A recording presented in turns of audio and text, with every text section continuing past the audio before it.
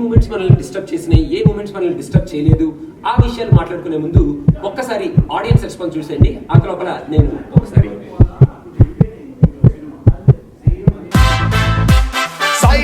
side please, local boys here,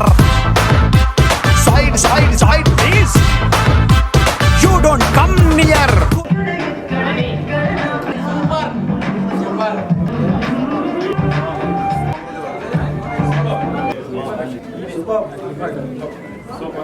బడి ఎలా ఉంది సినిమా? చూసారు కదా భయ్య, మూవీ మొత్తానికి ఓవరాల్ గా చాలా బాగుంది. ఆడియన్స్ రెస్పాన్స్ కూడా మంచి పాజిటివ్ గానే ఉంది. ఇంకా నాని యాక్టింగ్ విషయానికి వస్తే నాని యాక్టింగ్ యాజ్ యూజువల్ చాలా బాగా చేశాడు భయ్య. అటు కామెడీ సీన్స్ కానీ, సెంటిమెంటల్ సీన్స్ కానీ, ఎమోషనల్ సీన్స్ కానీ చాలా బాగా చేశాడు. ఫస్ట్ హాఫ్ లో ఉన్న ఆ కాలేజ్ సీన్, సెకండ్ హాఫ్ లో ఉన్న పోలీస్ స్టేషన్ సీన్ కి జనాలు సూపర్ గా కనెక్ట్ అవుతారు భయ్య. అక్కడ డైలాగ్స్ కానీ, నాని చేసిన పర్ఫార్మెన్స్ కానీ చాలా బాగుంది. హీరోయిన్ కీర్తి సురేష్ చాలా బాగుంది భయ్య. She's very beautiful and pretty.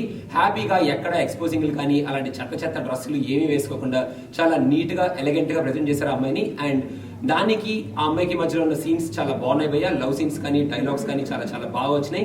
And Devi background score and music కుమ్మేశాడు భయ్య.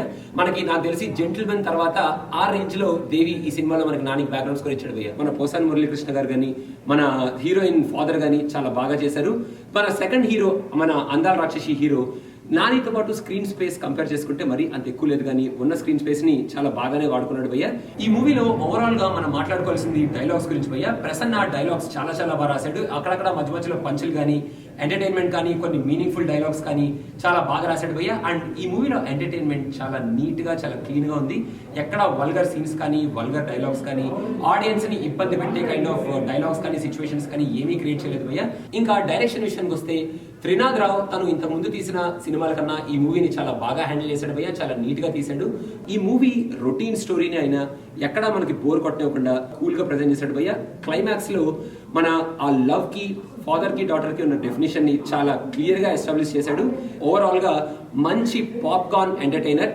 హ్యాపీగా వెళ్ళి కూల్ గా కూర్చొని ఆ ఎంటర్టైన్మెంట్ కి రిలాక్స్ అయ్యి ఎంటర్టైన్ అయ్యి ఇంటికి వెళ్ళిపోండి భయ్య. నేను ఇప్పుడు అర్జెంట్ గా వెళ్ళి మనసు మమత సీరియల్ చూడాలన్నమాట. ఎందుకంటే మనసు మమత సీరియల్ కి మంచి మైలేజ్ ఇచ్చారు. సో వెళ్ళి మళ్ళీ ఆ సీరియల్ చూసి వస్తాను భయ్య. మీరు వెళ్ళి సినిమా చూడండి. ఓకే.